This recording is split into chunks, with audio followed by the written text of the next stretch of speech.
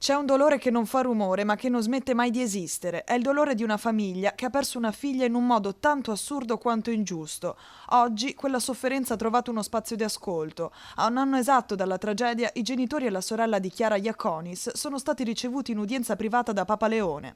Un desiderio espresso prima a Papa Francesco e poi al nuovo pontefice da mamma Cristina, che ha scritto una lettera al Vaticano.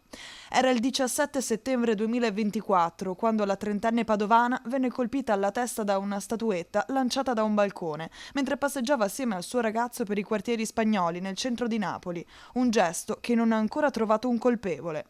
Mi prenderò cura dei tuoi ricordi, li custodirò come un tesoro e proverò un giorno alla volta a ritrovare il modo di vivere, scrive la sorella Roberta in una lunga dedica sui social. L'incontro con il pontefice è avvenuto dopo l'udienza generale del mercoledì, nei giorni in cui la Chiesa vive il Giubileo della Consolazione. Una carezza, un abbraccio, una benedizione nel giorno che ha segnato per sempre la famiglia Iaconis.